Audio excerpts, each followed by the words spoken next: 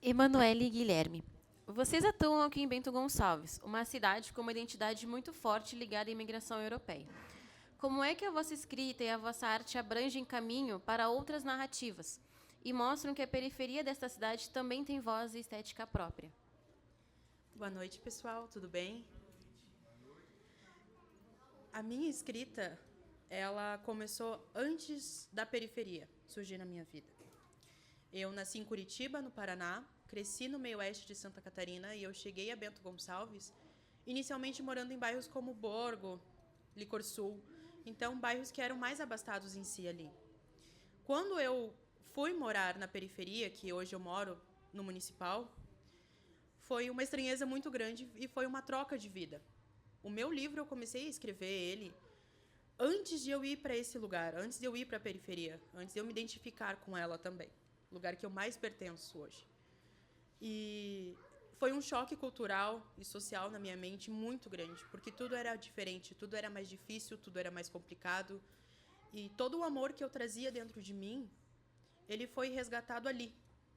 Porque até então, com todas as trocas de cidade, com todas as trocas de bairros que eu tive na minha vida toda, eu nunca tive uma situação de pertencimento. Eu nunca pertenci a lugar nenhum.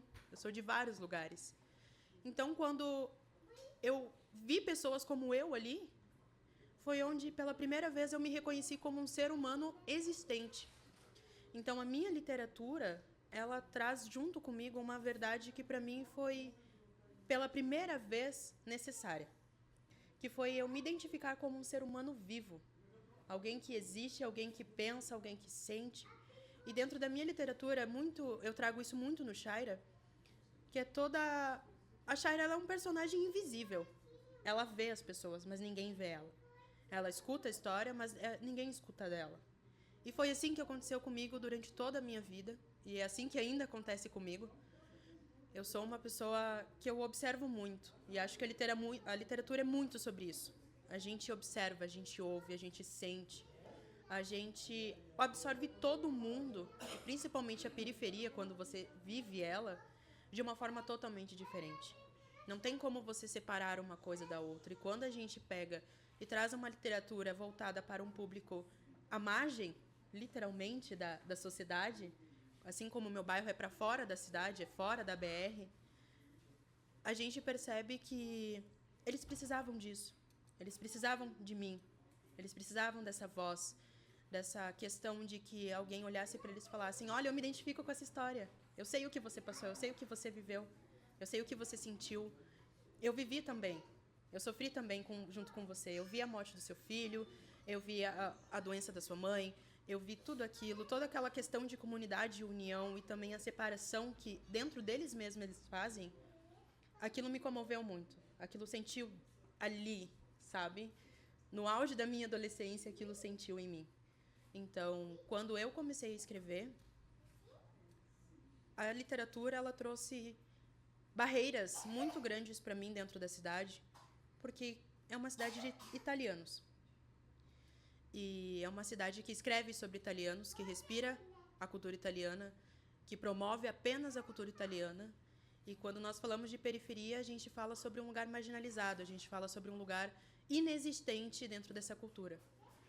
Porque, de novo, se nossos bairros fossem vistos, a gente teria infraestrutura, a gente teria saneamento, a gente teria saúde, a gente teria educação. E assim como eu e você, Isabelle, estava conversando antes, que você me disse que uma criança não sabia o que ia ser, porque o professor já tinha ditado para ela o que ela ia ser, que ela não ia ser nada mais do que aquilo. É diferente, porque eu também fui muito mais do que aquilo que me disseram. E é importante para todos eles que eles tenham alguém em quem se apoiar. E que bom que a literatura começou ali, começou a fazer esse trabalho. Que bom que eles pegaram pela primeira vez um livro e se identificaram com ele. Que eles sentiram a vontade de ler, porque ali eles sabiam que eles seriam reconhecidos. Então, acho que essa é toda a diferença de você enfrentar. É assim que se enfrenta. Pertencendo e trazendo a memória da pessoa para dentro dela, para dentro de um livro, tornando aquilo histórico, sabe? Boa noite, pessoal. Começar agradecendo ao Lucas pelo convite, um grande parceiro e produtor cultural aqui da cidade, que já há muitos anos, né, a gente se conhece, tem muitas trocas sobre essas vivências aqui de Bento Gonçalves. Agradecer a Zilda por todo o carinho, né, na recepção aqui nesse espaço, e agradecer também com muito respeito todo mundo que esteve aqui antes falando, porque, enfim, um dia transformador está sendo construído aqui hoje, né, e agradecer também ao Faleiro, né, que tem uma obra que inspira muito, a Manu, que também a gente tem, enfim, uma troca, né, nessa circulação cultural aqui da cidade, a mediação da Isa. E peço licença também para falar um pouco de história particular, né? É muito louco quando a gente fala de literatura, do lugar que a gente escreve e circula por esse meio, e que raramente a gente encontra pessoas que estão nesse lugar para falar das suas vivências particulares que vêm da periferia, né? E eu nasci num bairro bem pobre, lá da fronteira, na cidade de Alegrete. Muito novinho, eu fui morar na periferia de Viamão, né, com a minha avó, com os meus tios, porque meu pai tinha falecido, então fui criado pela minha avó. E quando eu vim morar aqui, porque minha mãe estava morando aqui, foram choques muito loucos, assim, porque eu não tinha esse contato da cultura italiana, né, nunca tive isso. E quando eu vim para cá, assim, enfim, toda uma coisa desde de professores falando que tinha que corrigir aquelas gírias lá que estavam na fala, né? E que para mim era a coisa mais normal do mundo, porque era como minha família, meus colegas de escola, meus professores, todo mundo com quem eu convivia, de onde eu venho, falava, né? E enfim, aí comecei a escrever, comecei a publicar. Hoje em dia eu atuo muito como produtor cultural aqui na cidade, né? E tenho um respeito muito grande pelas pessoas que fazem cultura aqui, e cultura, né? Todo respeito também a quem trabalha pela cultura italiana, por preservar suas raízes, enfim. Mas a gente tem outra cultura para falar também aqui na cidade, né? Eu moro na Zona Norte, aqui, né? No bairro Ouro Verde, e para quem é daqui vai saber que a gente sai um pouquinho do centro e não é a cultura italiana que impera. Não é isso que está acima de tudo, não são esses os valores que vêm desse lugar, né? E é muito louco quando a gente fala sobre isso, e, nossa, a cultura italiana fala muito sobre trabalho. E na Zona Norte ninguém trabalha? E a gente, conversando o tempo inteiro aqui, tenho grandes amigos também que estão trabalhando aqui no som, enfim, toda a equipe, e a gente só se encontra trabalhando, a gente é grandes amigos porque a gente se conheceu trabalhando, né? Então, praticamente todas as pessoas que eu conheço aqui, eu conheci através do trabalho, porque a gente está sempre trabalhando, né? A gente conversava antes de um show que a gente queria ter ido, junto com o Bernardo, que está aqui na equipe técnica. Tanto ele, quanto eu, quanto a Manu, a gente não foi, porque a gente estava trabalhando. Eu vim do trabalho para estar aqui, conseguir me liberar um pouquinho antes, amanhã eu vou estar trabalhando, né? Então, é muito louco, porque parece que no momento que a gente não reforça essa estrutura, que é o que se vende para fora da cidade, parece que então a gente não valoriza a família, então a gente não valoriza o trabalho, né? Quando na verdade é totalmente o contrário. Hoje eu atuo lá na Zona Norte, tanto como professor de escrita, né? Daí tem 2 turmas lá que eu tenho muito orgulho de estar desenvolvendo esse trabalho. É uma turma de jovens, né, com escrita de poesia, e uma turma de pessoas idosas também. Então, são pessoas, assim, e trago muito essa questão das pessoas idosas. São pessoas que vieram de diversas partes do estado, e pessoas que também cresceram aqui no interior, que nem ensino fundamental completaram, e através da literatura conseguem chegar num lugar assim fantástico, que eu, como, enfim, estudante também, pesquisador de literatura brasileira, muita gente que hoje está em alta é filho de editor, né? E por muitos anos também foi assim, e às vezes batem no peito para falar de um mestrado fora, em escrita, assim, mas que fazem livros. Tem um escritor muito específico, assim, que ele é gaúcho, mora em São Paulo, não vou falar o nome, enfim. E eu peguei um livro do cara para ler, né? Ele ganhou São Paulo, peguei o livro do cara para ler. O livro do cara se passa em 1950 na Europa. Não tem ninguém brasileiro no livro. E umas coisas assim bizarras, de escrita mesmo, que eu fico tipo, gente, como é que esse cara sequer foi indicado a esse prêmio, o cara ainda ganhou? E enquanto a gente tem, por exemplo, o Faleiro aqui no estado e no país fazendo um trabalho incrível, assim, que a primeira vez que eu li o livro do Faleiro, nossa, eu me senti abraçado, assim, porque as vivências que eu vi ali da periferia de Porto Alegre falavam comigo e do lugar de onde eu venho, o lugar onde eu moro, de uma maneira que eu não vejo na televisão, e está nos livros, está na literatura, né? É uma coisa muito louca, assim, e daí só para não me estender muito, eu estou com um livro novo, né, que é de poesia também, eu escrevo poesia, enfim, eu não estou com ele aqui porque a editora ainda está fazendo a finalização, e eu me percebi, assim, sem querer, escrevendo de um lugar em que, na minha literatura, está a criação do meu filho, né, que é a minha vida, e é também um pouco de tudo que eu faço, e tá o bar da frente da minha casa, no poema, e pelas vivências que a gente tem ali, porque eu não quero falar do lugar onde eu não estou, né? Eu não quero falar também do lugar que eu não conheço, que parece que a gente tem que conhecer, porque o centro da cidade, porque essas coisas todas, mas tá dentro da gente uma coisa de falar exatamente como tu falou, tu falou também, Manu, do lugar onde a gente se reconhece, né? E daí que para nós é referência, tipo o bar do Pedro ali na frente da minha casa. Às vezes eu vou falar isso para uma galera ali do centro e eles vão ficar tipo, tá, mas onde é que fica esse bar? Daí eu vou dizer a rua e eles vão ficar tipo, nossa, nunca nem passei perto porque tenho medo. E é tipo, gente, é o bar da frente da minha casa, são os amigos, as pessoas que eu conheço, né? Que esses dias estavam lá com um telecarinho, um telemensagem daqueles, soltando fogo de artifício. Eu estava ali no portão com meu filho vendo aquilo e pensando, caramba, né? É a infância do meu filho aqui, a gente crescendo, uma coisa que, nossa, nem me imagino esse monte de prédio que estão construindo aí, como não deve ser a vida, sei lá, muito mais estéril do que isso que a gente vive aqui, pegando ônibus todo dia, indo para o trabalho com pessoas que trocam um respeito, mesmo sem se conhecer, que é muito diferente quando tu está em certos lugares aqui da cidade e o teu sobrenome importa, e todas essas coisas importam muito mais do que o que tu faz, o que tu pensa, né?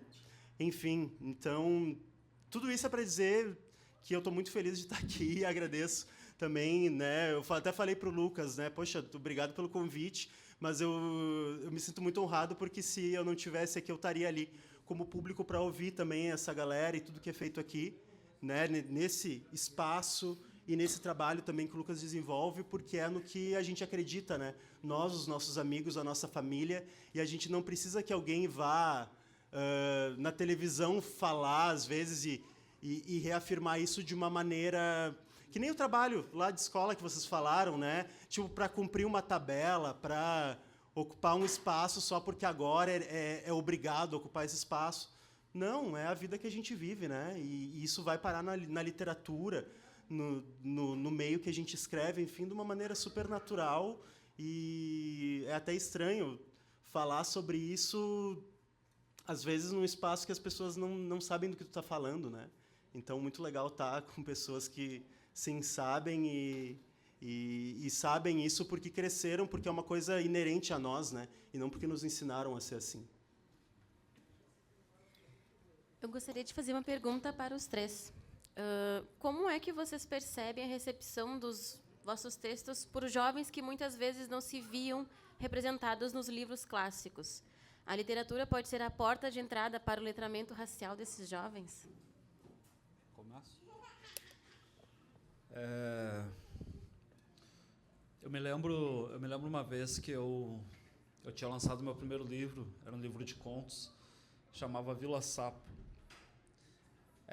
Esse livro, inclusive, enfim, só um parênteses, né? Eu tive que foi um desespero, porque quando a gente começou, não tinha dinheiro, a editora também não tinha, a gente pegou dinheiro emprestado para fazer, aí tinha que vender os livros, e é foda vender livro, quando, tipo assim, né, as pessoas não sabem por que eu vou comprar essa parada, tá ligado? E aí eu fazendo esforço para vender e tal, e aí eu me lembro que eu tinha um, assim, e o cara falou, não, meu, tá nessa aí de livro, pá, né, o louco na quebrada lá. Falou, meu, deixa eu ver uma hora dessa. Não, eu te dou um, né? Porque tava sobrando. Dei um para ele. E eu me lembro que ele leu e falou um negócio que, quando eu falo isso para as pessoas, é que nem tu falou, né? Gente de fora que não sabe do que se trata, poderia pensar que isso é uma crítica, mas para mim foi o maior elogio que eu já recebi na vida, assim. Esse cara nunca tinha lido um livro, mano. Ele pegou o primeiro, assim, conto, leu o outro, leu o livro todo, assim. Era um livro curtinho, né? Leu todo. E quando ele acabou, ele falou, sabe, isso aqui eu também faço. Tá ligado? Tipo, exatamente, cara. É disso que se trata. É disso que se trata. E é esse impacto que eu sinto que o meu trabalho acaba tendo nas pessoas. Mas veja, Eu gosto sempre de lembrar que isso não é uma virtude minha, isso é uma virtude de um movimento, né, de uma galera que está tendo a oportunidade de entrar no mercado editorial e que historicamente não teve essa oportunidade. Qualquer pessoa, ele tinha razão, ele poderia ter feito, ele conhece as histórias, ele sabe o jeito de falar, ele poderia ter feito. E é disso que se trata. Eu acho legal quando as pessoas percebem que elas podem, né, que elas, por que não, afinal de contas? Né? Mas isso envolve uma série de questões da gente perceber que a nossa vida é importante, que os nossos percalços, as nossas angústias, mas também os nossos triunfos são importantes, são dignos de estar num livro. Né? Eu acho isso muito doido, porque como o livro tem um poder simbólico muito grande num país como o Brasil, né, inversamente proporcional à quantidade de leitores, para pensar, porque são poucos leitores, então o valor simbólico do livro é enorme. Eu leio livros. Isso no Brasil tem um poder assim impressionante, sabe? E aí, a partir do momento que tu olha e pensa assim, mas peraí, eu pego o ônibus lotado e às vezes não tenho dinheiro para passagem, isso pode estar num livro? No livro? Percebe? Isso é foda. Isso é foda. Esse dia eu fiz um post no Instagram, e aí uma moça foi comentar ali e falou, nossa, tipo, tem uma galera que lê teu trabalho no pessoal privado de liberdade, eu não me lembro de que cidade ela era, aqui do Rio Grande do Sul, a galera presa lá e tal, né? E aí, tipo, ela falou um negócio que eu fiquei, assim, muito, muito chocado. Que ela falou que os caras leem, curtem, assim, por causa dessa parada de, pô, isso aqui eu conheço, isso aqui eu entendo. Tem outro do Zé aí, não, tem, eu leio e tal. Quando eles leem meus livros todos, eles leram todos, assim, eles começam a pedir para a professora alguma coisa parecida. Percebe? Nesse sentido, mas nesse sentido, só nesse sentido, eu acho muito legal de a gente pensar a literatura periférica, a literatura negra, a literatura feminina, nesse sentido, de, pô, tem algo parecido com isso, porque eu quero me identificar de novo com os trabalhos, né? Nesse sentido. Mas eu também luto, ao mesmo tempo, por uma coisa que é quase o inverso disso, que é o seguinte, cara, no limite, né, em última instância, o que a gente faz é literatura, só. Sabe? Porque o que acontece? As pessoas começam a colocar esses rótulos no lugar de inferioridade, às vezes de desqualificação. De tipo assim, não, o que essa pessoa não faz não é literatura feminina, é literatura periférica, é literatura negra. É quase literatura, é uma outra coisa, um pouco menor. Coloca nesse lugar de menor, né? Que é uma coisa que eu sempre luto para a gente lembrar, que a gente faz literatura como qualquer outra pessoa. Então depende do aspecto. Às vezes a pessoa está interessada por se identificar num trabalho, eu vou aceitar esse rótulo, digamos assim. Literatura periférica, a galera que produz uma vivência que a gente conhece, que a gente se identifica, pô, bacana. Por outro lado, quando colocam isso para minimizar, para desqualificar, eu penso assim, eu só vou aceitar essa alcunha se a gente começar a falar também em literatura de herdeiro. Já pensou, mano? Já pensou? Não, aquilo ali não é literatura de herdeiro. É literatura de apartamento, é literatura de filho de fazendeiro. Cara, quando a gente para pensar a literatura, por exemplo, no espaço da canção, né, que eu sou um defensor de que a canção, a literatura também me lida com a palavra, lida com a letra e tal. E se a gente pensar aqueles caras ali que faziam aquelas bossa novas olhando pro mundo do Leblon, cara, uma cobertura do Leblon, olhando pro Brasil e compondo suas canções dali. Isso não é literatura, isso é literatura do Leblon. É outra parada, né? Então, eu acho importante pensar essas diferenças, né? As diferenças de por que as pessoas se identificam. E até a identificação, eu acho que é uma palavra que nem dá conta desse sentimento. Porque a identificação é tipo assim, ó, esse personagem é parecido comigo. E morre aí. Eu acho que é uma coisa que transcende essa ideia. Eu acho que é uma coisa que vai, por causa do poder simbólico que o livro tem no Brasil, eu acho que é uma coisa dessa ordem. A minha vida é importante o suficiente para estar num livro. Acho que essa é a questão. É além da identificação, é de pensar, porra, eu sou gente, sabe? Eu sou gente. E isso implica uma série de coisas. Implica que eu tenho direitos. Isso é uma questão mais política do que artística. Implica que eu tenho que ser tratado com respeito. Implica que eu tenho que ter dignidade, que eu tenho que ter acesso a lazer, à educação, à cultura. Porque a minha vida é digna de estar num livro. Isso é para além da identificação.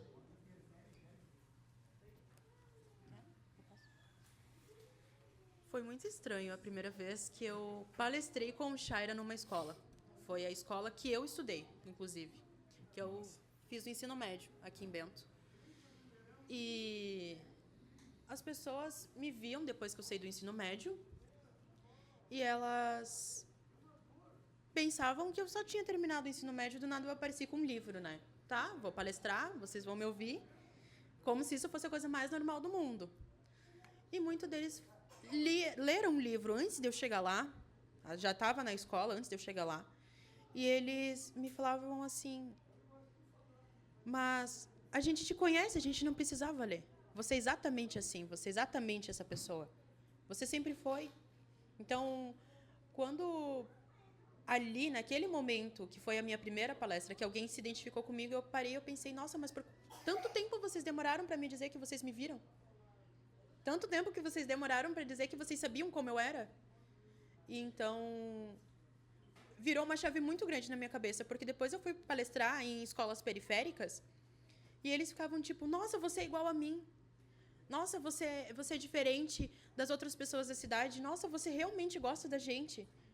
Então, isso para mim foi muito comovente, porque vivendo ali ainda, hoje, que é um dos meus lugares favoritos no mundo, é onde eu mais me identifico, as crianças vão e voltam todos os dias na minha rua.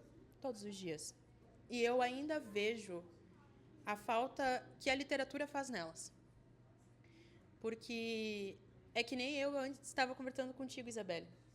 São crianças vazias, que não têm identidade. Não sabem que elas existem simplesmente porque elas ainda não se viram ali.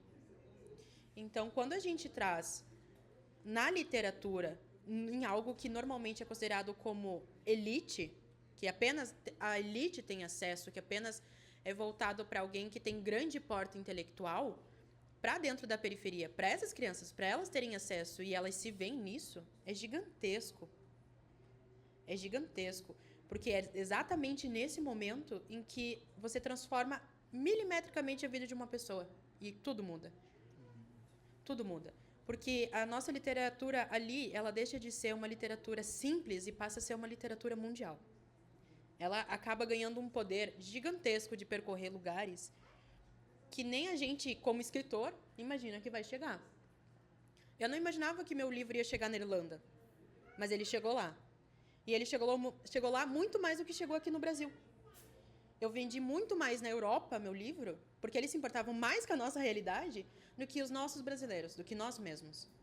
Então, quando os adolescentes chegaram para mim e começaram a me trazer, eles me viam na rua, eles começavam a trazer isso, eles vinham e falavam que, nossa, que legal que você reconhece isso, que você é assim, que a Shaira é assim. E eles me perguntavam, quem que é a Shaira? Quem que é a Shaira? E eu sempre falava a frase atrás do livro, descubra você quem que é a Shaira. E eles me diziam, mas eu posso ser a Shaira? E acho que ali foi o ponto mais incrível que eu tive como escritora, porque eles eram. Eles eram. Porque era eles quem olhava da minha janela.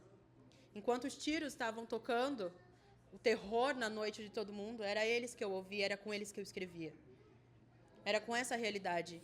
Era com a polícia passando, era com a violência acontecendo, era todos os 4 transportes públicos que eu pegava para chegar até do outro lado da cidade para fazer a minha rotina escolar de manhã.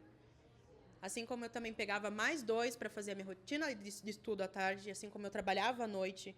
Então, toda essa parte literária, ela é muito carregada de história e vivência, principalmente por esses adolescentes, porque muitos deles não têm só a condição de estudar, ler e estudar simplesmente porque querem. Muitos têm que trabalhar, muitos têm que trazer alimento para dentro de casa, então muitos deles não têm tempo nem para ler. Muitos deles não têm condições de fazer isso.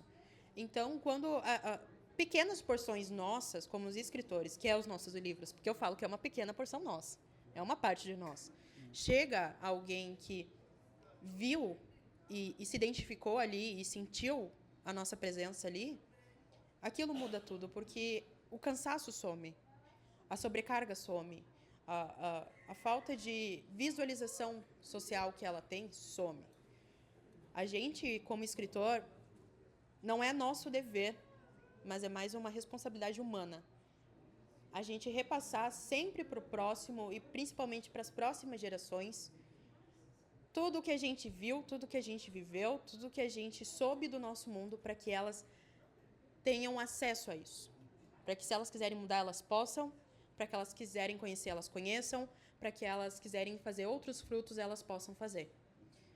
Eu acho que esse é o maior ensinamento que a gente pode ter para uma criança, para um adolescente, para um adulto, para um idoso, nem que seja, é que o mundo ele precisa ser transformado, ele só vai ser transformado através da arte.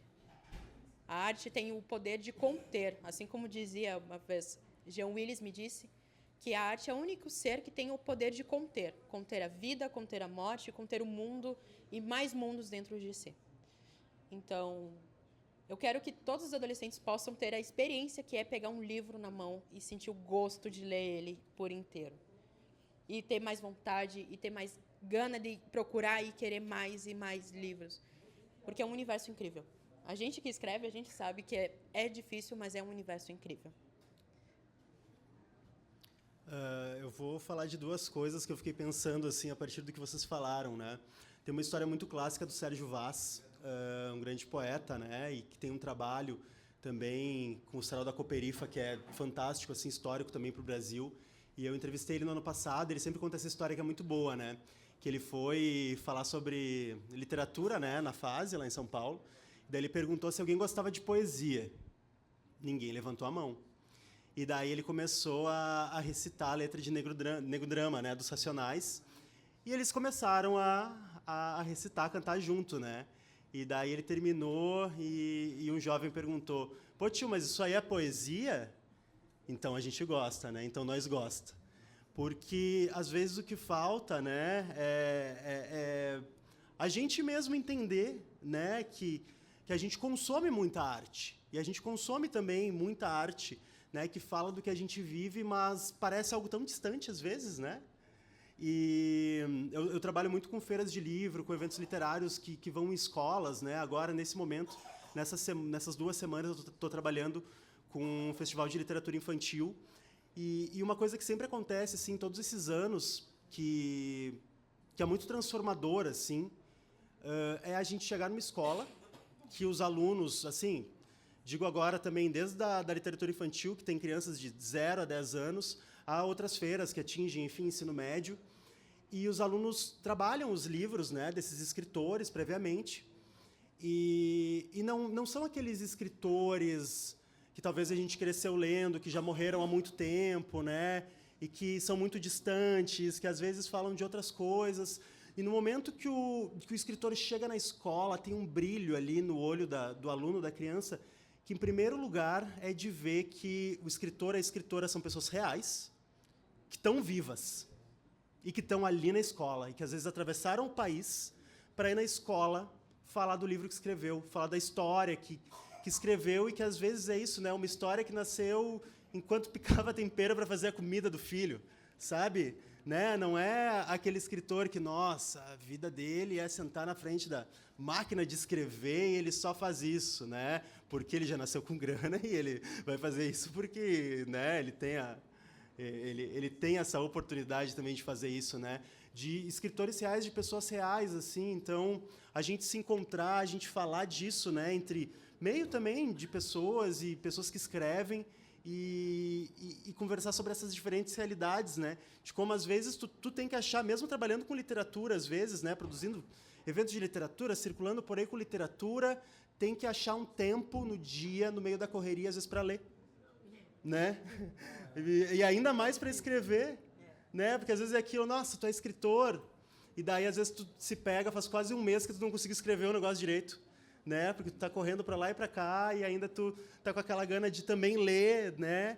E é quase uma luta diária, assim, para achar espaço na própria vida para a literatura continuar existindo, né? E até que ponto tu é escritor se tu não está escrevendo todos os dias e tu não vive só disso, né? Então são várias coisas, assim. Então todas essas vivências, principalmente essa coisa assim de escola, da vivência que eu tenho, é de ver esses escritoras que chegam na escola e de como isso impacta muito, assim, e de como eu também fui muito impactado com isso quando comecei a participar como aluno de feiras de livro, enfim, e de outros eventos, né? E da gente se encontrar, né? Se reconhecer, abrir caminhos para que a literatura chegue também, porque às vezes é isso, né? a biblioteca defasada da escola, que não tem nenhum bibliotecário e uma bibliotecária, não vai ser atraente para o aluno, né? Então, enfim, são muitos caminhos assim, né, que a gente precisa lutar, às vezes abrir a facão, né? Mas, enfim, não sei aonde chegar exatamente, mas é mais ou menos isso que ilustra, né? Essas histórias assim, de que só de a gente estar vivo e convivendo com pessoas vivas que escrevem e circulam por esses espaços já é uma grande conquista, né? Que às vezes os alunos não vão também ler diretamente o teu livro, mas é todo um papel, um trabalho feito por um professor, por outras pessoas de mediação desse conteúdo, né? E da literatura aparecer como algo que tem valor e não é só uma coisa de rico, né? Uma coisa que, às vezes a galera fala com orgulho que não lê, né? Que não lê, que não tem tempo para ler, assim. Enquanto, na verdade, a gente tem que estar lutando totalmente para que isso não seja naturalizado, né? Porque, quem tem grana para fazer o cursinho vai ler. Vai ler ali os escritores para o vestibular, né? Do próprio Faleiro, que está na lista da URGS, né? E que é uma coisa foda pra caralho, enfim. Mas às vezes é com que outras pessoas também tenham acesso, né? Sem precisar pagar para isso, sem precisar, enfim, que a literatura chegue de outras maneiras, né? E de graça, né? Que seja um acesso, enfim, diferente, sei lá, muita coisa, muita coisa. Abro, então, agora o momento para perguntas. Alguém gostaria de fazer alguma pergunta? Bom, boa noite a todos. É uma alegria estar aqui, pelo Faleiro, mas por vocês também, porque são figuras importantes da nossa cidade. Eu gosto de falar que a arte vai mudar o mundo. Porque vai. A gente sabe que, a partir do momento que temos contato com a arte, a gente tem uma nova perspectiva de mundo, uma nova perspectiva de vida, né? E eu também sei que a arte é política, né? Não à toa a lista da URGS foi tentada boicotar, foi tentada ser barrada, né? O que demonstra qual que é o poder de um livro bem escrito, um livro bem feito, um livro que cutuque o status quo. Nesse sentido, vista a nossa estrutura cultural de Bento, que, como vocês bem sabem, o Faleiro talvez nem tanto, mas que é uma cultura mono. A gente fala de monocultura na agricultura, mas é uma monocultura também na produção cultural de Bento Gonçalves. E a gente vai ver como é que age a Secretaria de Cultura, como é que é feita a distribuição dos recursos do Fundo de Cultura, como é que é feita a distribuição dos recursos do PNAB. A gente sabe como funciona e quem que é o beneficiado. Nesse sentido, como é que a gente pode fazer disputa? Porque, além de a gente precisar fazer uma disputa narrativa de que arte importa, a gente tem que fazer uma disputa política de que qual arte que importa. Tem alguma que importa mais? Porque parece que tem. Como é que a gente vai fazer essa disputa? Como é que a gente pode estruturar essa disputa? Obviamente passa por representantes, passa por uma organização coletiva, né? Mas como é que a gente vai pautar isso? Eu acho que, agora, e fazendo um elogio à organização, a Zilda, ao Lucas, a toda a 20 de novembro, é aqui que a gente vai fazer essa disputa, né? Com rodas assim, levando... Eu falei para o Faleiro ali fora, eu conheci através de um professor meu de Direito Penal, que antes de toda aula leva um livro para indicar. Ele indicou os Supridores. Falou um pouco da história, eu me interessei na hora, né? 2 guri que pararam, organizaram uma venda de maconha dentro do mercado, maravilhoso. Quero saber o que é isso, como é que foi isso. Quando eu li o livro não era nada do que eu esperava. Era melhor. E mudou a minha vida. Porque eu estava numa ressaca literária, fazia acho que 1 ano quase que eu não lia nada. Eu li Os Supridores em abril do ano passado. Desde então eu li uns 30, 40 livros. Que é um número elevado, visto que a gente não tem tempo. Porque agora mesmo faz 1 mês que eu não consigo parar para ler. Porque a gente tem faculdade, é trabalho, período de pré-campanha, a gente não para, não há nada para fazer. É uma loucura em todos os lugares. Mas, voltando para a pergunta, como é que a gente vai fazer essa disputa? A gente temos eleições agora, temos 2028, a gente passa por uma construção coletiva. Como é que vocês veem isso? Quer começar? Não, tranquilo. Pessoal, a cultura de Bento realmente ela é mono. E isso não é mentira nenhuma. Até agora eu e o Crema, a gente estava falando, né, sobre a nossa bela cultura italiana, que é a única que segue sendo contemplada nos nossos projetos, e não só na área da cultura, mas como em todos os outros tipos de área dentro da cidade. Particularmente eu, me inscrevi no Fundo de Cultura Municipal, lancei o Shaira por ele, mas antes de eu conseguir lançar o Shaira, porque eu só consegui lançar o Shaira, foi porque eu ganhei um prêmio internacional lá fora. Lá fora. E foi através desse prêmio que Bento toda me reconheceu, que me viu, né? Nossa, uma menina de 19 anos escrevendo e ganhando um prêmio internacional, concorrendo com mais de 1000 mulheres, ficando em primeiro lugar, né, no mundo todo. Nossa, que literatura, né? Poxa, isso trouxe muita coisa para Bento Gonçalves, trouxe uma visibilidade muito grande, e foi por isso que eu ganhei. Nos 2 anos seguintes ali, eu também tive lançamento de livro, e também foi por isso, né? Porque eu estava em alta ali. Mas eu nunca mais tive um convite de nenhuma entidade, não tive além da 20, que na verdade é minha casa, né? Eu estou aqui todo santo mês. Então, não tive convite de entidade, não tive convite de feira de livro, não tive convite para nada além disso. A minha literatura, ela continuou. Eu continuo escrevendo, eu continuo fazendo arte, eu continuo produzindo, mas, particularmente, eu tive que procurar outra fonte de renda para continuar mantendo minha arte, que hoje é o jornalismo.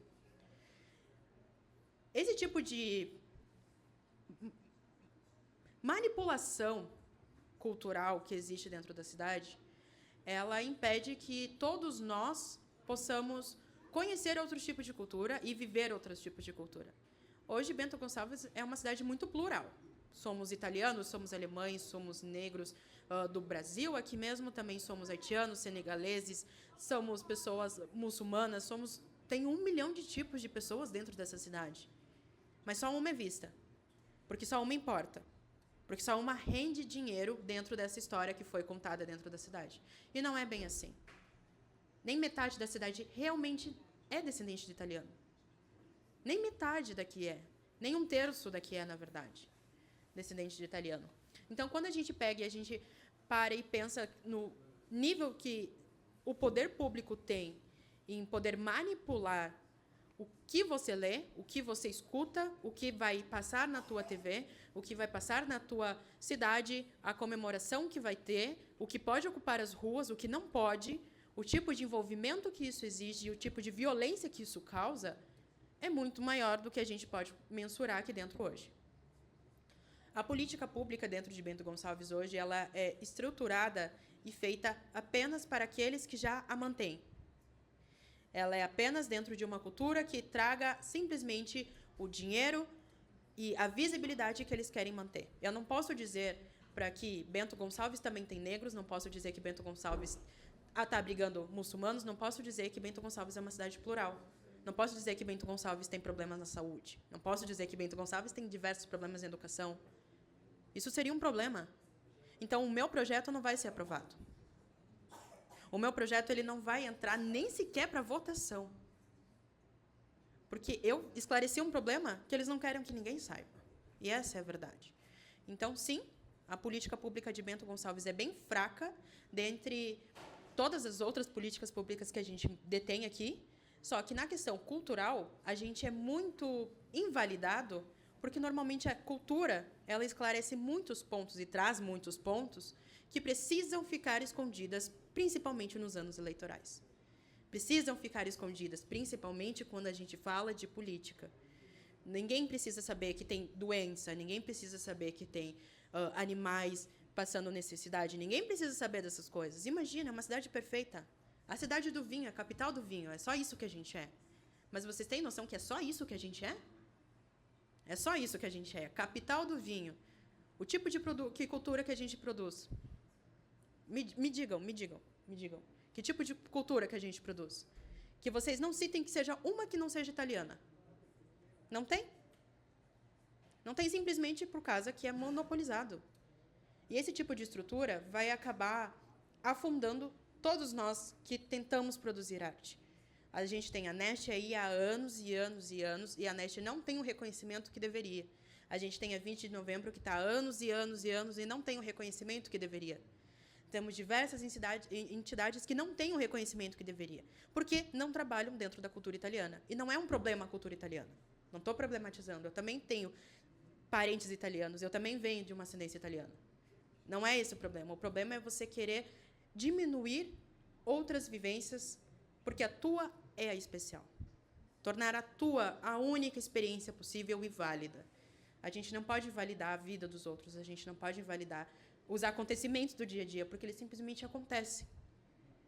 E esse é o maior defeito dentro da nossa política. Não sei se tu te respondeu.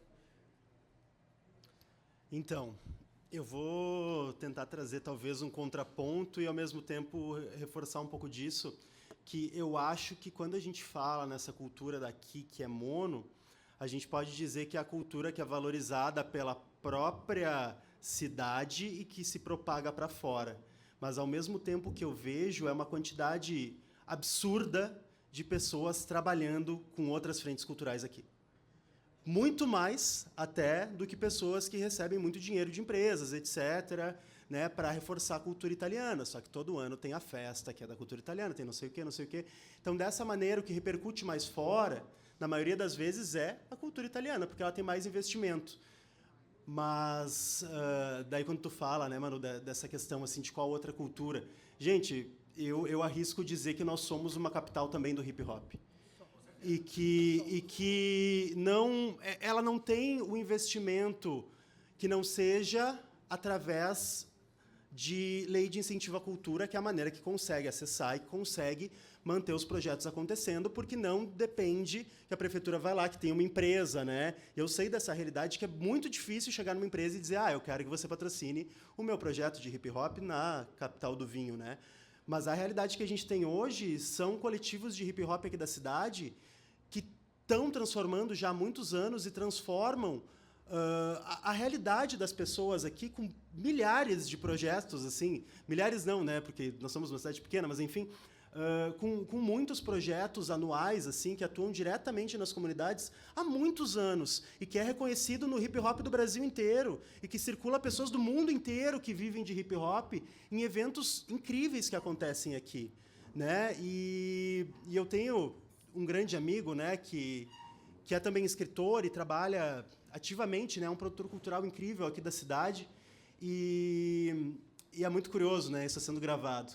Mas a gente sabe que ele é conhecido por algumas pessoas, né, por algumas pessoas. É importante dizer isso também, porque a gente também tem aliados dentro do setor cultural. A gente tem aliados em diversos lugares que também, né, valorizam todos os outros trabalhos que são feitos além da cultura italiana. Mas que ele é conhecido por uma parcela de pessoas como Papa Edital.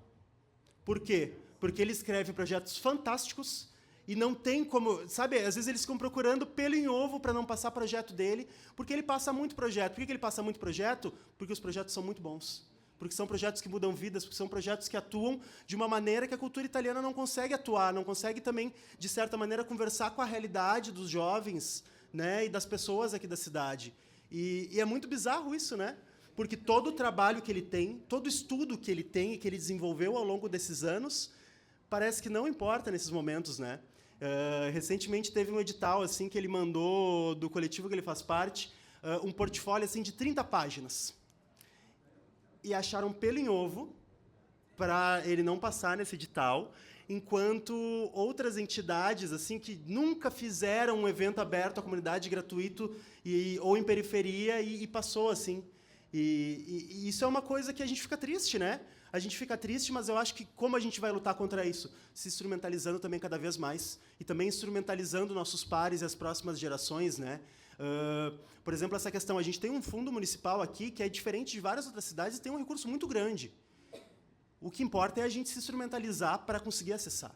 Que por mais que tenha lá, às vezes, 20% do edital é destinado para a cultura italiana, o resto é culturas gerais, né? Tipo, todo o resto, que não é cultura italiana. Isso é bizarro também, né? É uma coisa que a gente luta assim, todo ano para isso mudar, assim, porque cada edital novo que vem, às vezes, enfim, né?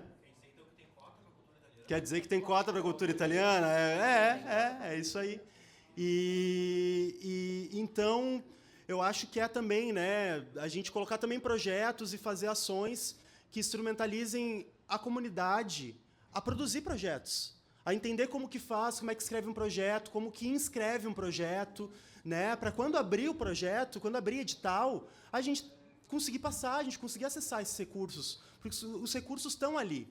E se a gente não acessar, vai ser sempre acessado pela cultura italiana. E que se a gente for ver os dados dos últimos 5 anos, por exemplo, a verdade é que o pessoal da cultura italiana não escreve projeto. Não escreve, eles não escrevem edital, porque eles já têm o apoio de empresas, eles já têm um apoio institucionalizado, que eles não precisam escrever edital. Quem precisa escrever edital é a gente, que sobrevive disso e também quer mudar essa realidade, né? E quer colocar... Quer girar esses recursos para a nossa comunidade. Esse projeto que está acontecendo aqui hoje é um grande exemplo disso, né? Dessa luta de instrumentalização de pessoas que estudam diariamente para escrever um projeto forte, para pensar um evento grande, coisas que realmente vão impactar a comunidade. E isso acaba gerando frutos, né? Gerando frutos que é a gente mesmo entender, tá, então olha que legal esse evento, eu também quero fazer um evento parecido com esse, né? E quero, de alguma maneira, pagar bem todo mundo que vai trabalhar nele, valorizar todo mundo que está envolvido, né? Enfim, toda essa questão de setor cultural, assim, que às vezes vê, nossa, tantos mil para um projeto, mas que absurdo. Um projeto que está tendo um impacto gigantesco na comunidade, que acontece ali, às vezes, uma semana num bairro periférico e que vai mudar o ano do dono do mercado daquele bairro. Porque vai estar circulando um monte de gente que vai estar comprando ali com ele. Isso vai impactar para que ele continue, né, trabalhando. Então, é uma cultura que gera emprego e gera trabalho muito além do que só o setor cultural também, né? Então, eu acho que como que a gente luta contra isso é a gente se instrumentalizar e também ajudar a fortalecer e fomentar para que novas gerações e também nossos amigos, as pessoas que lutam e trabalham por isso, consigam também acessar. É se ajudando, né? Às vezes é produzir o projeto maluco de alguém que não tem tanta noção, mas a gente que tem noção, a gente se junta e vai lá, vamos produzir esse projeto, a gente acredita, vamos colocar isso aí para jogo, vamos circular, e nisso a gente tem, enfim, coisas incríveis que acontecem aqui, né? Enfim, eu conheço pessoas maravilhosas que trabalham diariamente, assim, literalmente dia e noite, pela cultura aqui na cidade, e que nunca fizeram um projeto italiano, nunca trabalharam com isso, conseguem viver disso, sim, a muito custo e a muita luta, mas que lutam por isso e existem, né? Enfim, um grande abraço a todos os fazedores de cultura dessa cidade que não dependem de empresas de grandes herdeiros para manter seus projetos acontecendo.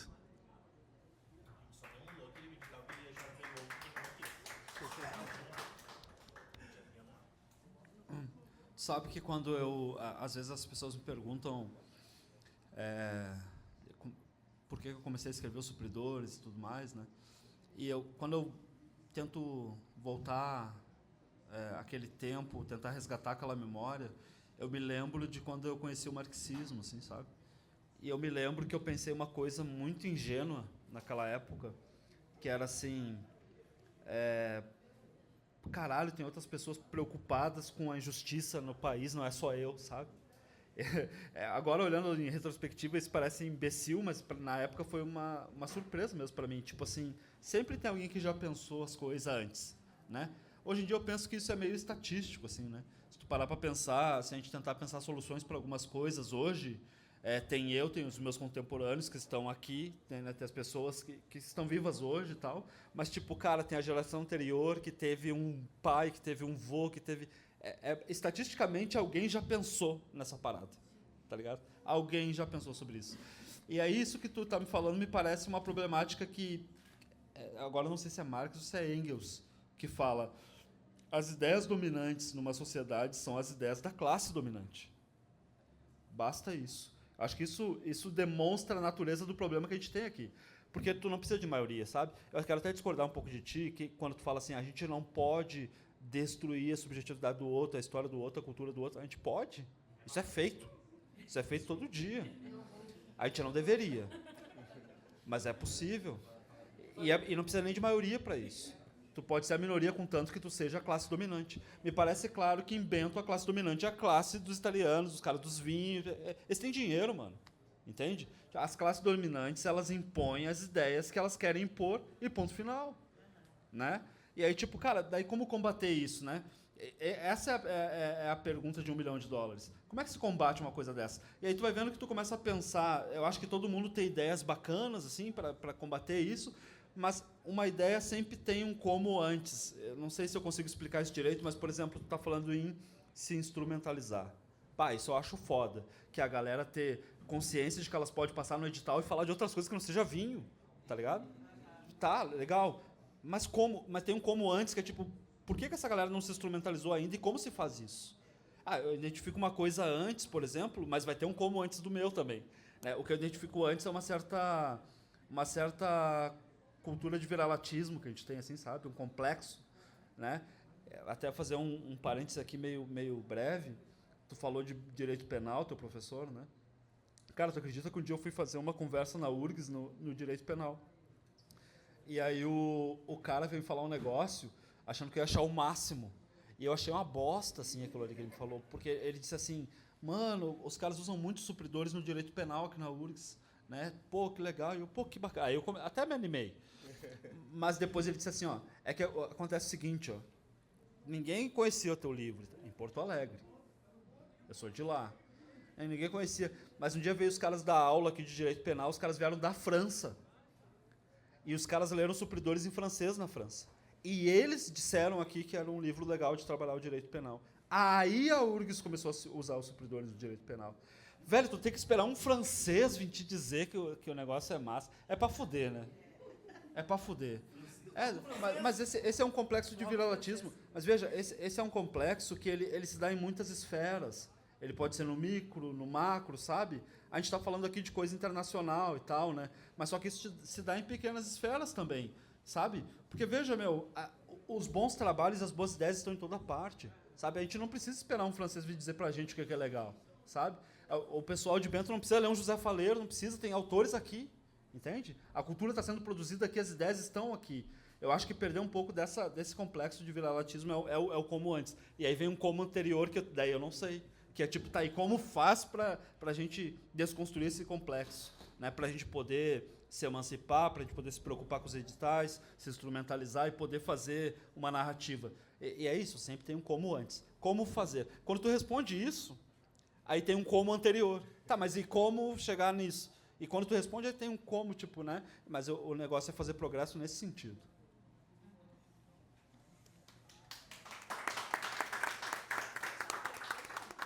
Mais uma pergunta? Sim.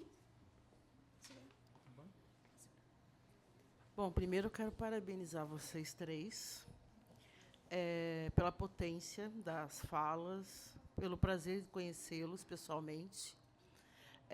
E os três me levaram para uma escritora, que talvez seja a que eu mais leia ultimamente e releia, que é a Carolina de Jesus. Vocês me levaram muito para ela. A Carolina tem um texto, especialmente o Quarto de Despejo, que ela é essa pessoa da periferia, ela é a mulher que está buscando sustento, ela é a mulher que faz análise de conjuntura e política, e, ao mesmo tempo, é uma mulher que, como escritora, mesmo não sendo, né, ela apresenta o método da escrita dela. Então, eu tenho uma passagem que eu estava lendo ontem, em que ela diz por que ela não casou com o seu José, um seu José lá, né? E o motivo pelo qual ela não casou com o seu José é porque ela dorme com um pedaço de papel e um lápis embaixo do travesseiro. E ela imagina que ele não gostaria de ter uma mulher que acordava de madrugada para escrever os seus pensamentos. Então, indo para esse lugar, eu gostaria de saber como que vocês escrevem. Como é que é esse processo de vocês?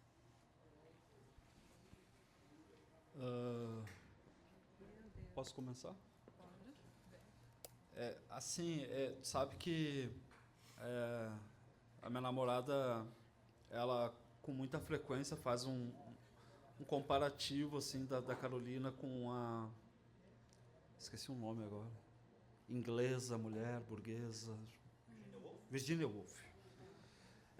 E aí a Virginia, ela tem um texto bastante famoso que fala assim... Aí, pensando da perspectiva de gênero, né, fala assim, porque é uma coisa que a gente tem que pensar, né, a gente vive numa sociedade patriarcal, né, Isso é uma problemática. E ela fala assim, pô, a mulher, para escrever, ela precisa de um teto só para si de 500 libras por mês. Sabe? Justamente para não ter que se preocupar, né, tipo, com as questões de marido, de filho. Não, a vida está resolvida e eu tenho uma grana. Pá. E a minha namorada bota em contraste com isso a Carolina, que não tinha um teto só para si, não tinha 500 libras por mês. Sabe?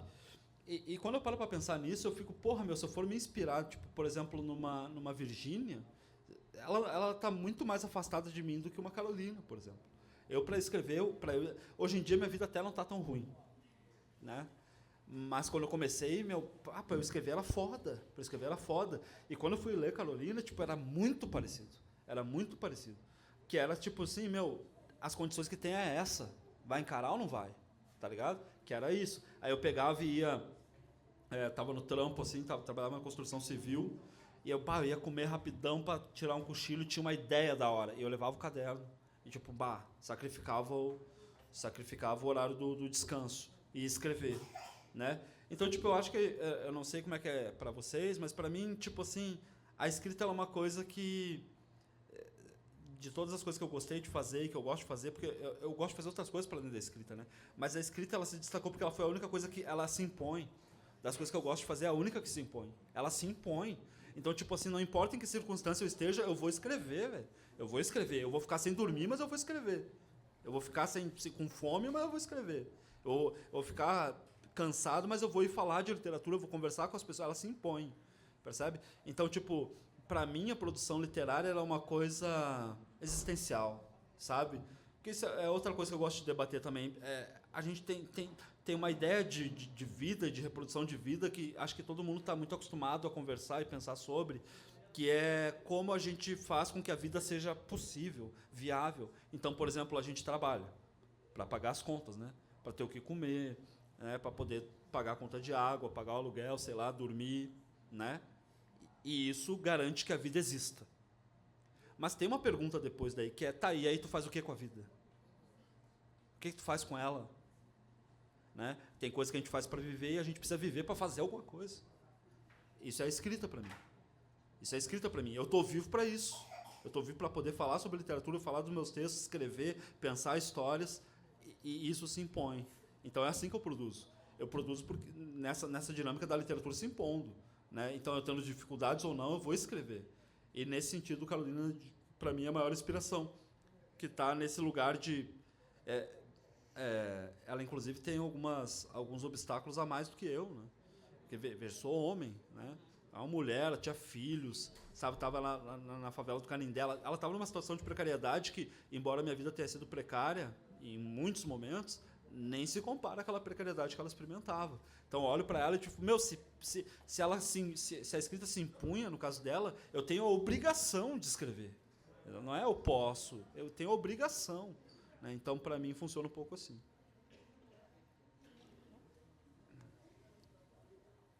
A escrita, para mim, ela sempre foi que nem uma nascente correndo. Ela só flui, e eu não sei vocês, mas eu não consigo escrever no computador. Eu tenho uma dificuldade tão grande com aquelas teclas e tudo. Para mim é papel e caneta. A minha escrita ela só vai no papel e na caneta. E quando ela começa com uma coisa pequenininha, uma visualização, um segundo, nem um segundo das coisas. E após isso, quando eu vi, eu já escrevi 4, 5, 6, 7, 10, 15 folhas. E ali foi. É um transe, eu entro em transe. Para mim é a maior experiência de vida que eu posso ter. É quando eu estou escrevendo, é quando eu consigo sentir quase um sentimento puro, a escrita. Porque quando você começa a escrever, você começa a se colocar em tantos lugares. Às vezes você está escrevendo sobre uma terceira pessoa e você se coloca no lugar dela e você começa a sentir aquilo. E você começa a passar pelo que ela está passando. Você começa a viver o que ela está vivendo. Então, a escrita ela molda muito quem a gente é através do que a gente é.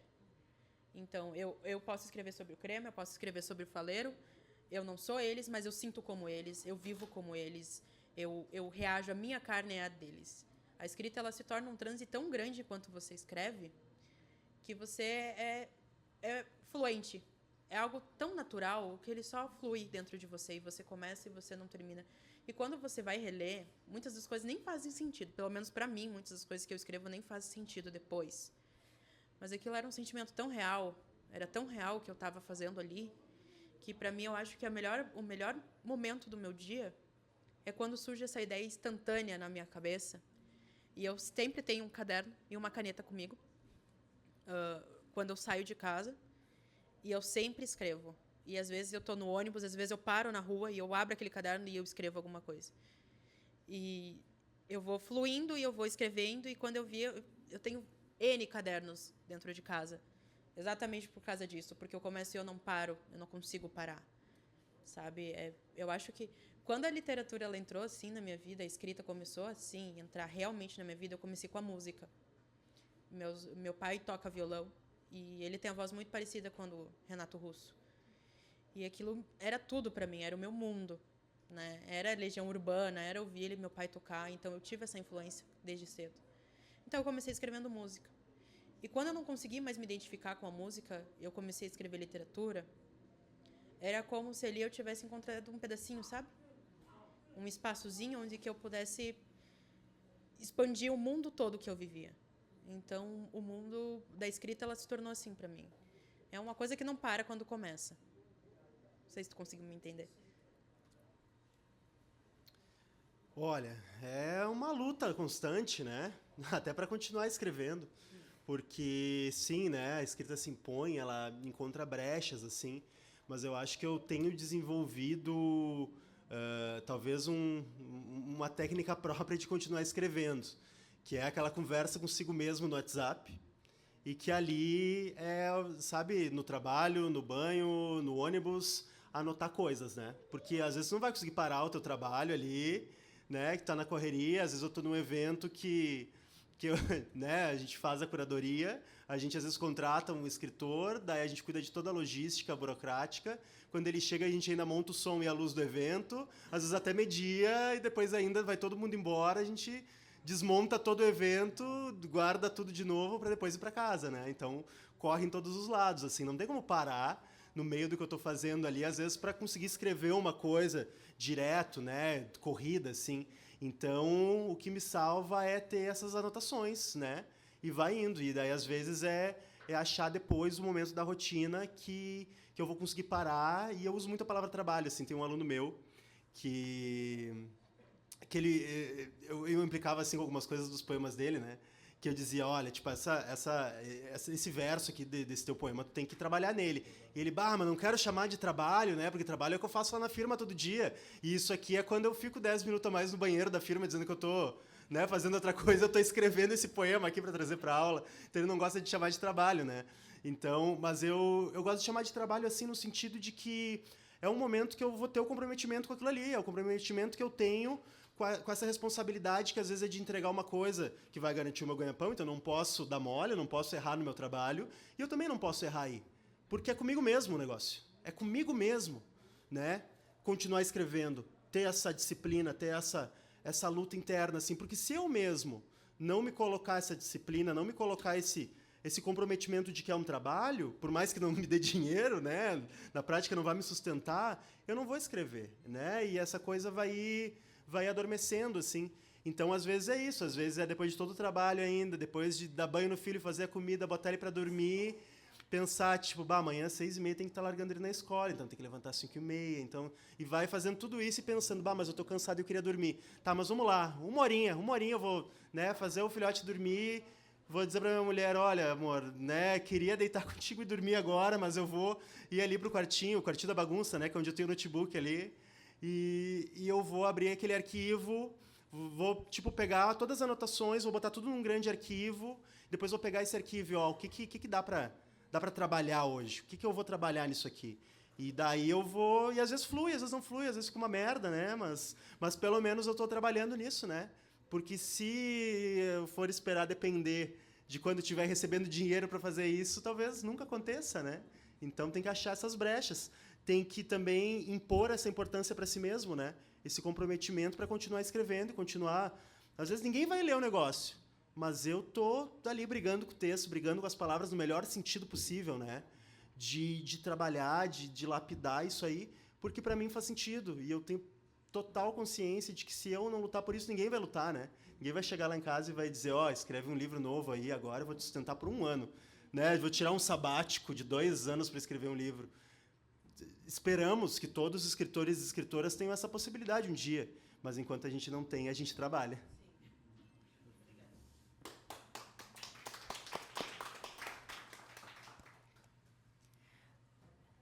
Mais uma pergunta?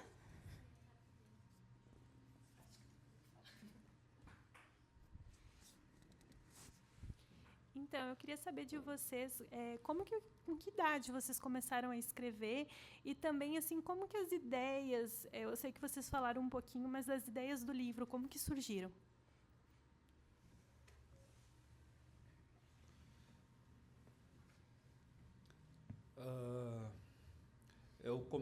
Eu acho que se tem uma coisa em comum entre todos os escritores é que não existe escritor sem ser leitor antes, né? Eu acho que primeiro eu tive que me tornar leitor. E aí, tipo, no Brasil, se tornar leitor não é uma coisa simples também.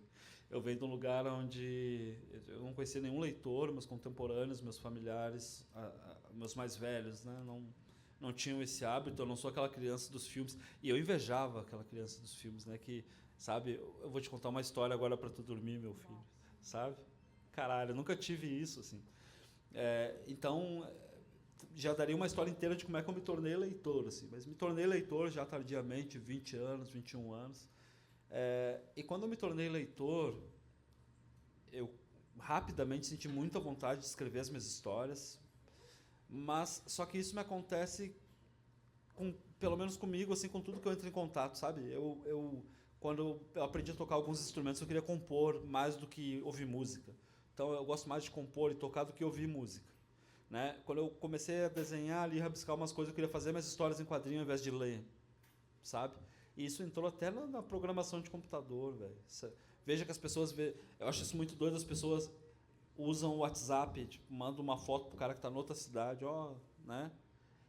E as pessoas então são consumidoras desse produto e elas não têm, eu fico chocado com isso, as pessoas não pensam assim, como é que isso aqui funciona? Por que isso é possível, né? Então, nessa seara também comecei a fazer meus aplicativos, assim. Eu gosto de fazer mais do que consumir. Então, quando eu me tornei leitor, foi muito natural e muito rápido a minha vontade de escrever as coisas, assim, de contar as histórias, de contar minhas histórias naquela plataforma ali, naquele formato. Quanto às ideias para os livros, eu acho que também isso varia de escritor para escritor, mas no meu caso eu acho que cada livro é um livro, assim. Então, além de variar de escritor para escritor, varia de livro para livro também, né? Tu vê que eu já escrevi histórias, por exemplo, que devido à complexidade ou alguns detalhes, alguns aspectos da história, eu senti necessidade de ter um pré-roteiro antes. Eu não conseguiria fazer aquela história sem fazer um roteiro antes.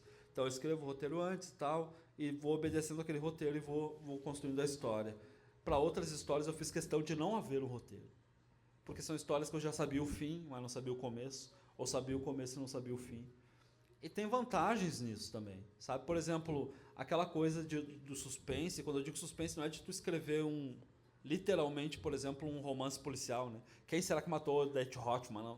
Não é disso que eu estou falando. Eu estou falando de tu conseguir sustentar um mistério. Tu não resolveu o problema que tu criou numa página na outra página, né? Sabe aquilo que tu está lendo um livro assim e pensa, putz, agora se fuderam, o que vai acontecer agora? Aí tu vira a página e foi resolvido. Não, tu conseguir sustentar uma ideia durante algumas páginas, sem que o leitor perceba aonde tu vai chegar, né? Eu não sou bom nisso. Por que eu não sou bom nisso? Porque eu fico dando pistas e a pessoa logo saca onde eu quero chegar, né? Só que eu percebi que o que me ajuda nisso é eu não ter um roteiro, porque daí eu também não sei onde vai dar.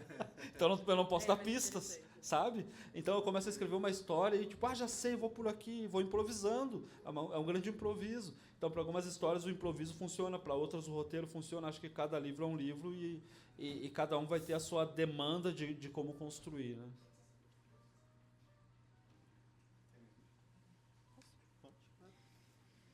Para mim também é assim, cada livro é um livro. Eu chamo de meus filhos, né? Cada livro é um livro, cada um é de um jeito, cada um tem uma temática, principalmente os meus. Shaira é um livro de contos e ele começou sendo um diário, na verdade. Ele não era para ser um livro, ele era para ser um diário, era algo que eu escrevia para mim. E no fim que uma professora minha acabou vendo e... Olha, por que você não lança no Fundo de Cultura? E foi assim que se tornou o Shaira, Vida e Morte, Carta de uma Adolescente. Então, eu escrevia durante as aulas. Meus professores odiavam que eu fazia isso, odiavam. Porque eles estavam dando matéria e eu estava lá no caderno. E eu fiz isso várias vezes. Eu escrevi o meu primeiro livro que eu escrevi, na verdade, é um livro de suspense. É péssimo, tá? Nunca publiquei, nunca irei publicar. Mas foi o primeiro livro que eu escrevi durante as aulas. E eu só não rodei por causa que eu escrevia nas aulas de português esse livro e a professora gostava tanto de me ver escrevendo que ela me passou de ano. Por causa, pela vontade de escrita. Porque eu era péssima em português naquela época. E o Shaira, ele veio mais dessa necessidade de escrever para mim. Então, ele era um diário e ele se tornou um livro aberto. Às vezes eu tenho meio vergonha de alguns textos, assim, porque era o meu particular. Mas ele veio mais dessa vontade. E agora, quando eu escrevi O Que Você Levou de Mim, ele era um livro mais social. É um livro que contém haikais, que contém a poesia ali em si. Então, ele era algo que ele teve que ser mais estruturado. Haikai tem a própria estrutura, ele tem a própria orientação, ele tem os próprios versos, as próprias semânticas dentro dele. Então, ele precisou ter mais estrutura. Então, eu precisei estudar muito mais, eu precisei me arregar muito mais nessas questões. Agora, quando eu fui escrever o livro de terror, aí que tá. Eu não pude fazer um roteiro. Porque quando eu comecei a escrever, e eu escrevia, e eu sabia o que ia acontecer, num parágrafo eu escrevia o que estava acontecendo, no outro já estava solucionado. E eu ficava, cara, mas como é que eu vou fazer isso? Como é que eu vou escrever isso? Como é que eu vou continuar com essa história? Quando eu escrevi Pesadelo, eu simplesmente apagava tudo. Eu apaguei todo o roteiro que eu fiz, eu joguei fora. E aí eu comecei só escrevendo rápido. Eu ia rápido. Eu não parava e eu ia rápido. E foi assim que saiu um livro de terror. Ele é no modelo que a gente chama, que é o modelo de assassinato, né? Então, ele é um modelo serial killer. Ele é um modelo killer. Então, imagina só você ter que fazer uma ideia de uma pessoa que simplesmente encontra uma pessoa que quer matar ela, precisa fugir da vida, precisa fugir daquela pessoa, tem que ter todo o desenrolar da história, e aí ela vai fugir ou não vai, e aí o assassino, por que ele está perseguindo ela, o que ele vai fazer com aquela pessoa, e tem todo esse desenrolar, e aí ela chega no final do clímax, e aí você não sabe o que vai acontecer, porque se eu soubesse o que ia acontecer, eu sou bem fofoqueira, eu ia ter contado lá no começo, nunca ia ter história. Chegou no ponto que ali chegava no final, eu olhava, mas olha, foi bem pior do que eu pensei. E foi assim que foi indo. Porque se eu fizer, que nem agora eu estou produzindo Campo de Rosas. Campo de Rosas, ele é um livro mais calmo. Ele vem já na pegada do Shaira de novo. Ele já é um livro mais calmo. Mas ele é um livro totalmente voltado para a área social de novo. Então, é algo que eu preciso ter muito embasamento, eu preciso ter muito estudo, eu preciso ter muito conhecimento. Então, é uma coisa que leva mais tempo. Nenhum livro vai ser igual ao outro. Nenhum escritor consegue produzir um livro igual ao outro. Não tem como. Porque se eu escrever um livro hoje de um jeito, amanhã ele já vai estar diferente, porque o outro livro que eu escrevi no outro dia, a minha cabeça vai estar diferente. Então, não existe um processo criativo único, porque a gente não consegue padronizar um trabalho. Um trabalho que ele é gigantesco, assim. Pensei em duas coisas, assim. Primeiro, pensei nessa coisa da leitura, né? E daí, olha que loucura, né? Coisas que eu não penso geralmente. A minha avó, logo que a gente se mudou para Viamão, ela começou a trabalhar como doméstica da diretora de uma escola pública, né? Que daí eu acabei também estudando naquela escola lá. E essa diretora dessa escola, a casa dela era um sobradinho de 3 andares, né? Que morava, tipo, ela num andar, um filho no outro e a filha no outro. E a minha avó limpava todos os dias, né? Ia lá, limpava essa casa e fazia comida, fazia o almoço.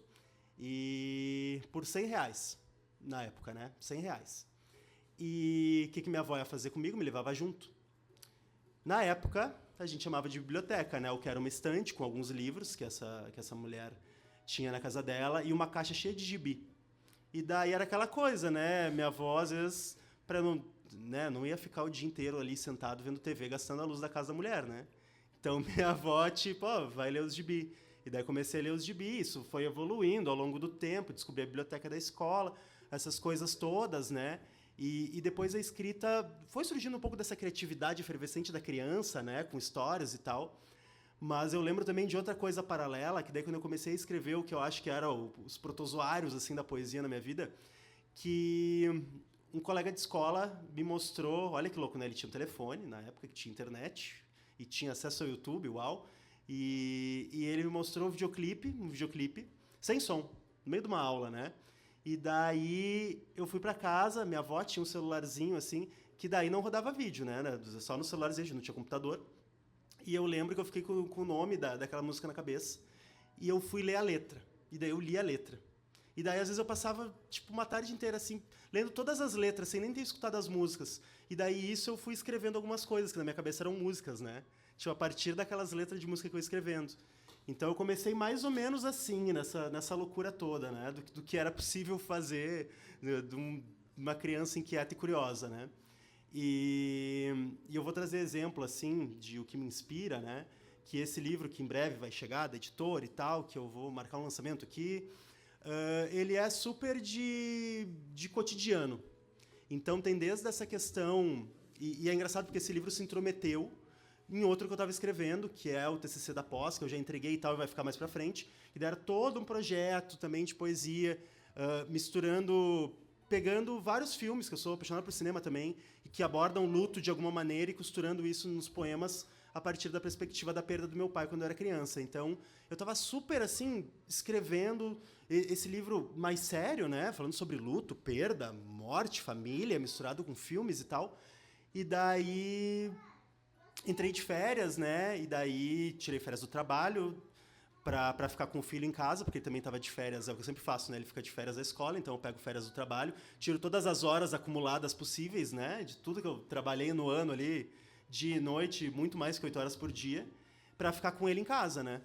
Para conseguir ficar com ele ali 24 horas em casa.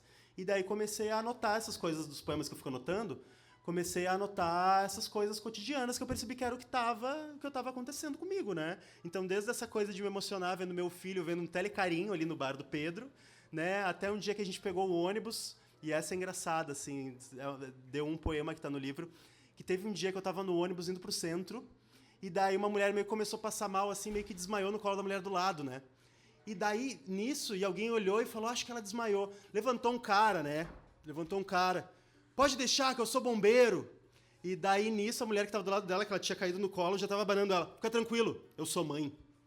E daí, assim, essas coisas, assim, sabe? Cotidianas e diárias, e que formaram os poemas desse livro, que totalmente se intrometeu no caminho do outro. E daí, fiz o outro também, mandei lá de TCC da pós, agora voltou com os comentários, vou trabalhar ele para o futuro, vou refazer, corrigir e tal. Mas esse super se intrometeu, assim, de um jeito muito, sei lá, bonito até. E essa é a minha história mais recente com escrita, assim, com esse novo.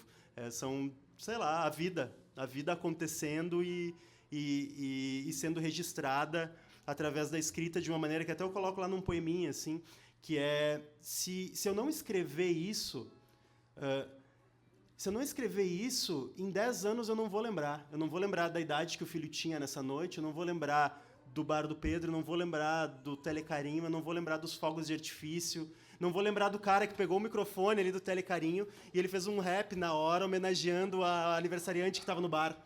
Né? Eu não vou lembrar disso. Então, são poemas que funcionam quase como fotografias, assim, mas ainda mais específicos, né? Ainda descrevendo mais em detalhes algumas coisas, que é quase uma máquina do tempo para eu mesmo, sabe? Para marcar essas coisas que me marcam e principalmente marcam a infância do meu filho, que eu quero ir registrando, né?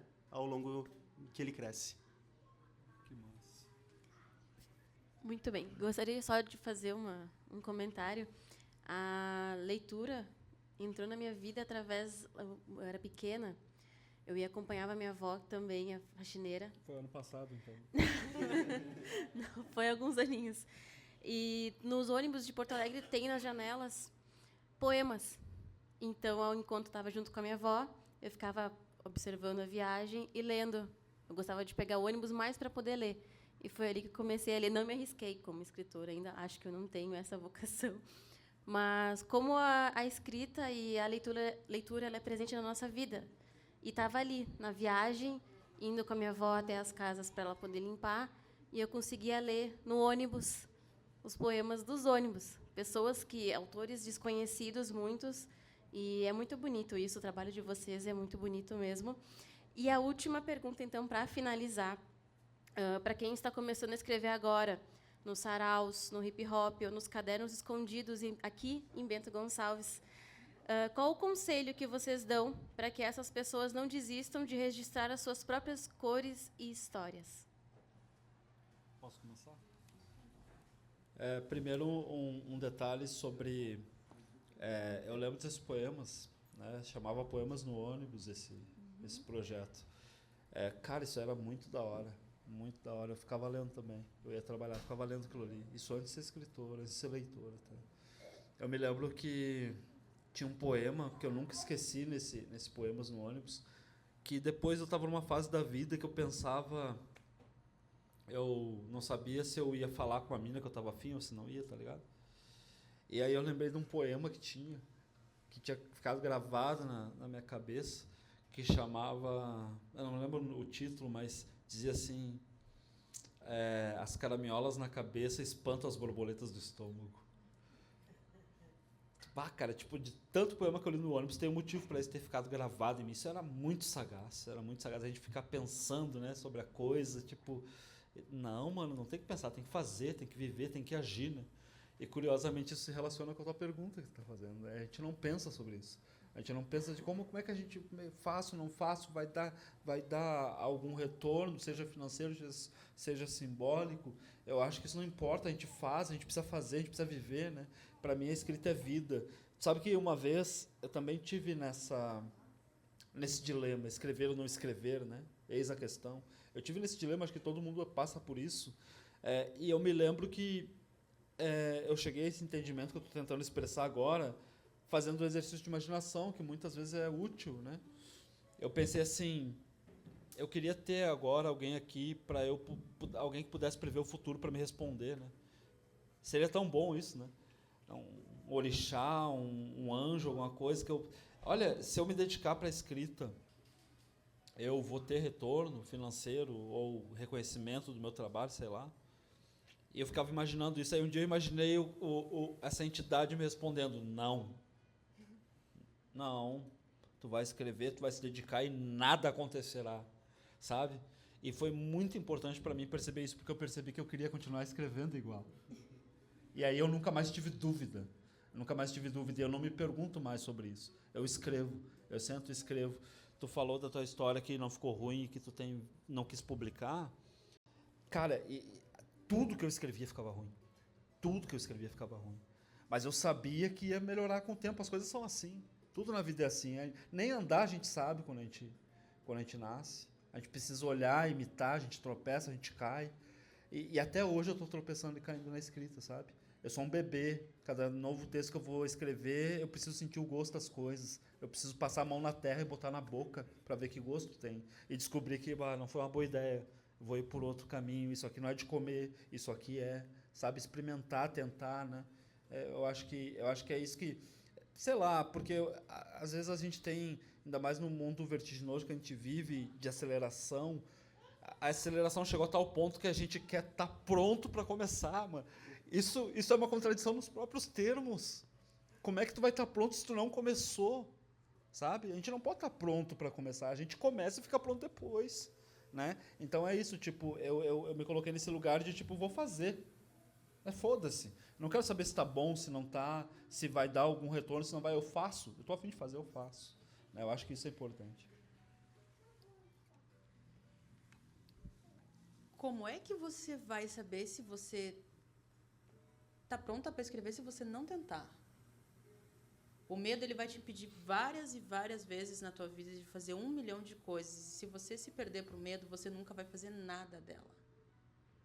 Então, não adianta você ter medo de tentar. E se eu falhar? E, bom, pelo menos tentou, né?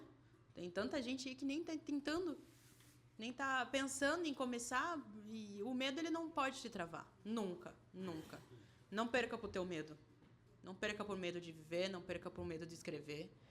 Porque nenhum de nós três aqui começou escrevendo bem e nenhum de nós três aqui escreve para sempre bem. Isso não acontece. A literatura é uma arte que ela não é linear. Ela não é... Deus é o único, não é o único que escreve certo por linhas tortas, a gente escreve bem errado. E isso acontece também. Acontece com todos nós, acontece a cada momento da nossa vida. Todos nós temos o medo do novo, né? A gente tem medo de trocar de emprego, a gente tem medo de começar um estudo novo, uma faculdade nova, uma vida em outra cidade, né? Até uma vida com alguém que a gente gosta, a gente morre de medo disso. Mas e do que vai adiantar você ficar com medo de algo que pode te fazer tão feliz? E a escrita, a partir do momento que você começa a pegar gosto por ela e começa a perceber que ela realmente é interessante, a tua ideia, o teu ponto de vista ali escrito e você vendo aquilo começa a se tornar interessante para você, você começa a perceber que você demorou demais para começar.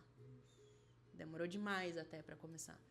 Eu comecei a escrever quando eu tinha 8, 9 anos. E eu queria ter começado com, sei lá, 5. Porque com 5 anos eu tinha uma cabeça brilhante. Mas com 9 eu já não tinha. E sabe, com 25, para mim eu também já não tenho. Só que é um processo evolutivo. É que nem o Faleiro disse, ninguém nasce sabendo. Você não vai estar pronto. Não vai estar pronto hoje, nem amanhã e nem nunca, porque você não está nem tentando. E você precisa primeiro tentar para saber se você vai querer continuar. Então, para quem está iniciando, se você não tentar, você nunca vai saber o que pode acontecer. E não adianta ter uma bola de cristal. Não adianta ter. Não funciona. Não funciona, não é assim. Porque a partir do momento em que você se dedicar a algo, aquele algo já faz parte de você. Já foi válido. A partir do momento que você tenta fazer algo, já é válido. Porque o problema é não começar. O problema é sempre não começar. Não começar porque você... não estou com tempo. Porque eu tenho 1 milhão de coisas para fazer. Porque não sei o que é. Porque amanhã o meu trabalho vai estar muito tarefado, então eu preciso descansar, não sei. Em 1 minuto, você escreve muito, para quem nunca escreveu nada. Então, apenas tente e sinta o prazer que é escrever e ver tudo o que você pode fazer através disso. Já eu vou agora, pela primeira vez em público, falar uma coisa que eu só pensei sozinho já há muito tempo, que eu vou discordar de um livro basilar da literatura ocidental, que é meio que clássico assim para jovens escritores, que é o Cartas a um Jovem Poeta do Hilke, que era esse escritor que trocava cartas com um jovem que queria escrever poesia também, né? E a primeira carta que o Hilke manda para ele, depois que recebe essa carta dele dizendo: olha, Hilke, tu é um escritor muito foda, eu quero ser um poeta foda também, eu escrevo e tal. E o Hilke falou para ele um negócio assim, que é basilar isso, é tipo uma regra dentro do mundo da literatura, para muita gente hoje com esse negócio de oficina de escrita e tal, que o Hilke fala para ele: olha, se você parasse de escrever hoje, você morreria? Se você não morreria, então tu pode parar de escrever agora, para de escrever. É meio que isso que o Hilke fala para ele. É só se for uma necessidade, meu Deus, entre a vida e a morte. E eu acho que a escrita não precisa ser assim, né? Por que, sei lá, né, o menino e a menina que gostam de praticar um esporte? Vamos usar o exemplo, né, do menino que gosta de jogar bola. Ele joga bola porque ele gosta. Às vezes, sim, né? Quando é muito novo, ele sonha ser jogador de futebol e tal. Mas se ele tem 50 anos e às vezes ele joga uma pelada com os amigos, ele joga não porque ele vai ser o 10 da seleção brasileira. Ele joga porque ele gosta de jogar bola. E escrever é a mesma coisa. Tu não precisa escrever porque, meu Deus, né? Tu vai ser o fulano de tal. Porque eu não sou bom e tal. Tipo, mesmo assim, mesmo que tu veja, mesmo que tu insiste, mesmo assim, não tá legal às vezes para publicar, ou tu nem pensa em publicar, né? Poxa, nem pensa em publicar, mas eu escrevo. Então, continua escrevendo. Tu pode morrer se tu parar de escrever, e tu pode abrir mão hoje de escrever e tá tudo certo. Tipo, tu não vai morrer por isso, mas se tu gosta, por que tu vai parar de fazer uma coisa que tu gosta? E depois tu vai ver o que acontece, depois tu vai ver se, tá dando certo, vou trabalhar isso aqui, vou melhorar, vou estudar, vou lançar. Então, a gente não precisa ver a cultura dessa maneira, né? Esse negócio que, tipo, ou tu é o melhor, ou é uma profissão e tal, ou não. Porque tem coisa que a gente só gosta de fazer, né? Em primeiro lugar, então o negócio gosta de escrever, escreve. Depois a gente vai vendo o que acontece. É literalmente literatura, resumiu literatura. Então, gostaria de agradecer a presença de vocês três. Muito obrigada mesmo pelo conteúdo, pelo enriquecimento dessa noite. E muito obrigada. É só isso, só agradecimento. O que vocês trouxeram hoje é incrível também. E ver rostos e escritas novas e levar isso para as escolas e poder levar o que a gente ouviu hoje em diante é muito importante. Muito obrigada mesmo. Eu gostaria de chamar o Lucas, então, para encerrarmos. É importante. Tá. Eu não sei muito bem assim o que dizer na frente da câmera. Vou sentar aqui. O Pablo já me xingou várias vezes hoje. Né? Tem que sentar e tal. O trabalho dele, né? Sim. Mas eu queria agradecer ao Pablo, assim, porque a gente trabalhou assim em outros projetos, né? E o cara é muito profissa, né? Toda essa estrutura aí de filmagem, ele que trouxe. Queria agradecer ao Bernardo, ao Rayan também, que não está aqui hoje, né? Mas que trouxeram toda essa estrutura de iluminação, né? Que montaram esse cenário, assim, que a gente está tendo, né? Esse espaço confortável de conversa, assim, né? Eles foram ajudando a criar esse ambiente, né? Eu não vou ficar nomeando todo mundo. Eu pensei em nomear, mas agora eu encerro aí, porque são muitas pessoas. O perigo de esquecer de alguém, daí vai ficar feio. Mas é isso. A gente hoje construiu aí um debate, né? Várias conversas, junto com um movimento cultural também, e fica registrado o material para ser utilizado, para ser visto em algum outro momento, né? Para vocês que estão acompanhando nós de longe aí, um beijão, filha, meu amor, Jéssica. Também agradeço, né, todo mundo que está acompanhando online, todo mundo que vai assistir também futuramente, e que a gente possa também se encontrar mais vezes dessa forma, com comida, com música, com reflexão, né, com sorrisos, com abraços, porque a gente merece. Afinal de contas, por mais que a população racista nos imponha uma agenda de discussão, a gente pode também colocar outra, né? Que é o sobre escrita, que é sobre aquilo que nos engrandece, né? Que nos constrói, assim, né? Sobre cultura, né? E assim vai. Então, agradecer também a vocês três, finalizando a noite com chave de ouro, né? Vocês viram, né? Eu estava ali me movimentando, mas é muito bacana porque, ao mesmo tempo que a gente está trabalhando, né, a gente está matutando coisa, a gente está escutando, né? Então era esse o movimento que eu esperava, assim. O Chaves ali também, né, tá aqui, porque eu aposto ali, e também conversei com outro parceiro ali do pandeiro, que agora esqueci o nome, o que está do teu lado aí.